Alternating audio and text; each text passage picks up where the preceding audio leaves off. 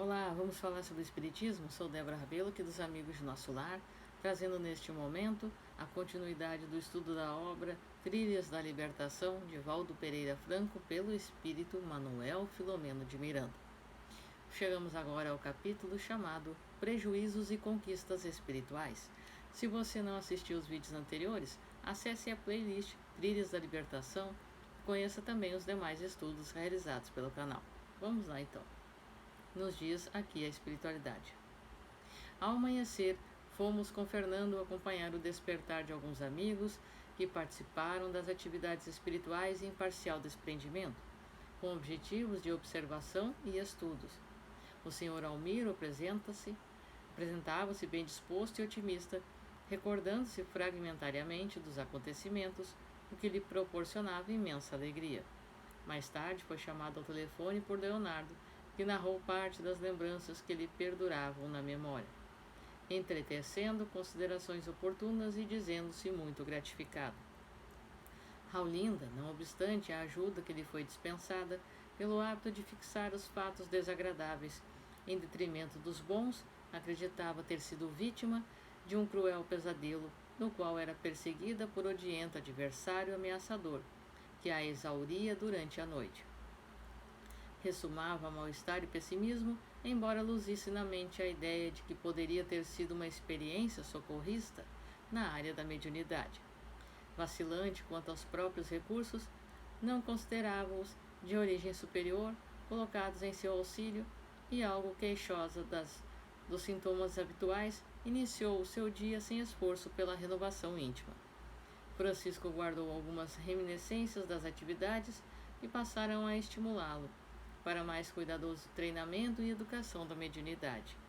O médium Davi despertou com vivas impressões dos sucessos, tentou concatenar as ideias, dando ordem racional ao desdobramento, porém não se interessou em aprofundar o conteúdo da mensagem recebida. Acreditando ser um missionário salvador de vidas, perdeu-se na presunção e supôs que fora alguma trama para impressioná-lo. Então aqui nós percebemos que a espiritualidade vem nos trazer que muitos de nós, durante o desdobramento do corpo físico, na parte do sono, no período noturno, em que há o refazimento das forças ao corpo físico, o corpo permanece ali, mas o espírito segue na espiritualidade para os locais aonde se afiniza. E muitos dos trabalhadores são que vão a casas espíritas para continuarem os trabalhos e realizarem as tarefas em cooperação com a espiritualidade. Alguns trazem resquícios dessas lembranças, outras mais claras, e alguns não guardam lembranças, e outros, conforme são chamados a atenção, ou passam por certos apuros, vamos dizer assim, dizem que foram perseguidos, como foi o caso da Raulinda. Continuamos então. Sentindo-se algo debilitado, em vez de admitir como sendo consequência das suas leviandades, considerou o caso como de origem espiritual, decorrente do sonho desagradável. Recorreu a breves exercícios físicos, olvidando-se da oração e prelibando o dia repleto de compromissos promissores. Procurou banir da memória as lembranças positivas. Os demais membros não haviam registrado nada de especial, nem mesmo Dona Armênia, que oferecia a instrumentalidade mediúnica ao irmão Vicente nos labores normais da casa. Como não trabalhara diretamente, as impressões diluíram-se na memória física. O hábito salutar da oração, da reflexão, ao despertar matinal, propicia o conscientizar das ocorrências espirituais durante a noite, de modo a se incorporarem ao patrimônio mental, favorecendo o enriquecimento da emoção. Inquirido por mim a respeito dos registros mentais, Dr. Carneiro de Campos elucidou. A questão que diz respeito à memória, a fixação dos acontecimentos é bastante complexa. Normalmente a memória é formada por experiências vivenciadas sob diferentes aspectos. Por meio dos sentidos, embora não se memorize tudo, havendo uma seleção de aspectos dos conteúdos, que mais chamaram a atenção e que permanecem. Não se gravam as memórias de maneira global, terminante tornando-se acessíveis ou não, após captadas as informações, sendo mais facilmente evocadas aquelas mais recentes do que as anteriores, dando-se um fenômeno de fixação logo após seu evento, pela transferência de faixa superficial para outra de caráter permanente. C. As memórias podem ampliar-se, acumulando novas informações após os momentos iniciais em que se adquiriram as impressões, às vezes por circunstâncias endógenas que têm lugar no organismo, sob a ação da experiência, quais sejam a endorfina, a adrenalina e outras. D. As memórias em si mesmas são globais e não parciais. Os fatores que trazem a evocação variam e respondem pela sua fragmentação ou inteireza. Então nós percebemos a força que traz o hábito da prece. A prece ela é a nossa ligação direta com o Criador, com a espiritualidade, e através dela nós elevamos o nosso padrão vibratório. Tanto é que, por mais influenciações que estejamos recebendo, se nos concentrarmos firmemente na prece, elevaremos o nosso padrão, nos distanciaremos dessas influenciações e estaremos envolvendo com paz e com amor aqueles que estão tentando nos influenciar a darmos brechas para obsessões. E as questões da memória, que são complexas, como trazido pela espiritualidade, portanto, nem sempre teremos condições de recordações, ou elas poderão nos fazer bem. Cada caso é um caso.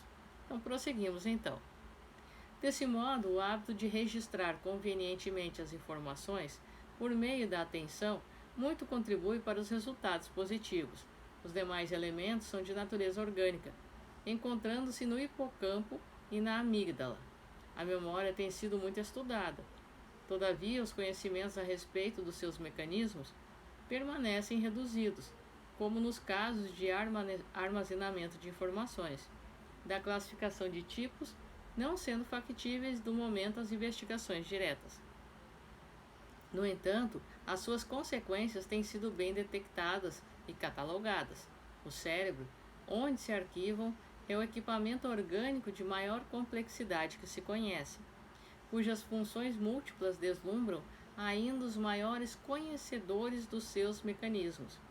Não apenas responde pela exteriorização da vida mental, mas é responsável também por quase todas, se não todas as manifestações e ocorrências físicas. Resistente e delicado ao mesmo tempo, é o conjunto eletrônico mais sensível e completo que o homem jamais conheceu. Após uma pequena pausa para a reflexão, continuou. Não seja de estranhar que a superstição popular, a princípio e, mais tarde, larga fatia da sociedade humana, passaram a ver nos sonhos em geral prenúncios de acontecimentos futuros, abrindo espaços para os aventureiros que lhes exploram ainda a credulidade.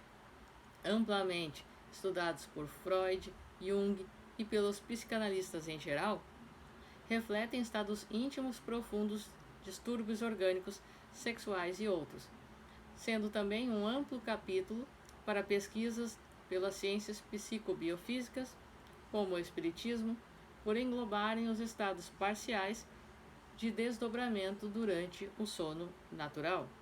Muitos estudiosos, assim como muitos charlatães, organizaram todo um esquema de símbolos para interpretá-los, apresentando significados hipotéticos sem qualquer sentido de realidade, porém muito do agrado da ingenuidade. Então, a espiritualidade nos explica aqui que nós também sabemos que nós vamos de encontro às regiões que nos afinizamos durante o dia todo e que, ao adormecer, por ter alimentado isso de forma intensa e vivermos essas condições ou de vícios ou de elevação, de estudos ou de prejuízos aos outros e a nós, nós vamos, durante o sono, diretamente de encontro a essas regiões.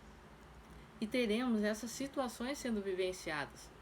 Portanto, muitas vezes se procuram e muitas pessoas se utilizam desses subterfúgios para tirar vantagem financeira sobre as outras pessoas, buscando na fragilidade e nas dores que as pessoas enfrentam meios para se promoverem e simplesmente ganharem o sucesso e a fama terrena à custa da credulidade muito fácil que outras colocam nessas situações. Portanto, precisamos vigiar, precisamos estar atentos, e o estudo é que nos traz esta luz, certo? Continuamos então. Não se nega à luz da psicanálise o conteúdo de muitos desses símbolos e sinais que respondem pela realidade do ser. A conscientização das memórias espirituais dos acontecimentos na dimensão extrafísica decorre de disciplinas mentais, morais e do desprendimento paulatino das paixões mais grosseiras, aquelas que entorpecem as percepções do espírito nos equipamentos orgânicos.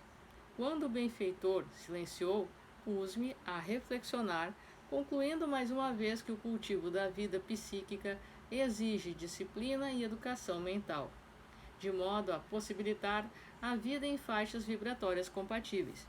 Assim sendo, o ser fisiológico cede lugar ao psicológico, cujas atividades têm preponderância espiritual.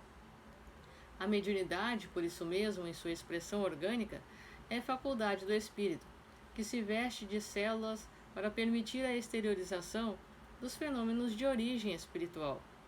A sua educação exige, entre outros fatores, a interiorização do indivíduo, silenciando tormentos para melhor perceber, na interação mente-corpo, o que acontece à sua volta. Sem o equilíbrio psicofísico, muito dificilmente se captam corretamente as paisagens e a vida fora da matéria. A sensibilidade mediúnica encontra-se presente em todas as criaturas que, por vez por outra, apresentam pródromos da faculdade sem maiores consequências. No entanto, a manifestação ostensiva é propriedade somente de alguns organismos que expressam necessidades do ser reencarnado no processo de evolução. Em razão disso, descortinamos variadíssima gama, assim como degraus da percepção mediúnica. A espiritualidade vem nos explicar e trazer que muitas questões referem-se a estes estudos. Não podemos ignorar avanços aqui obtidos por muitos estudiosos que buscam e são assim instruídos pela espiritualidade para que possam trazer essas descobertas. Porém, é preciso que nós vigiemos, é preciso que busquemos também essas condições, e que a mediunidade, ela é um fator que vem nos trazer muitas características e que vem de encontro com tudo isto. Mas é claro que é uma porta que vem para o bem, mas canalizada para o lado errado, virá trazer também as suas consequências.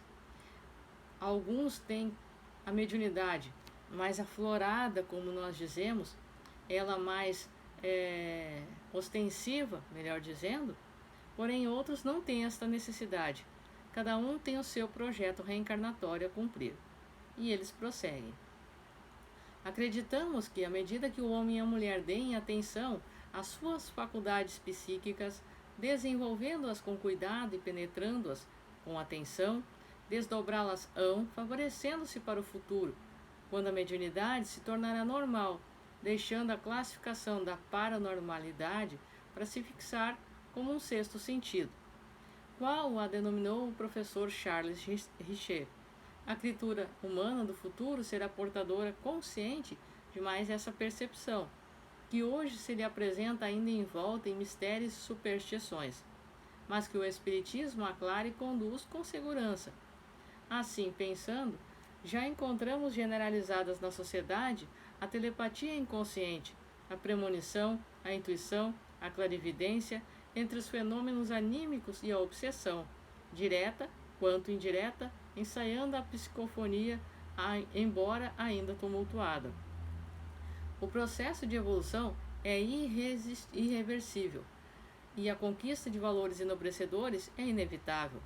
À medida que o ser evolui, torna-se menos grotesco, menos material, sutilizando as suas manifestações que decorrem das aspirações cultivadas. Retornamos, Fernando e nós, ao lar de Ernestina, onde nos hospedávamos.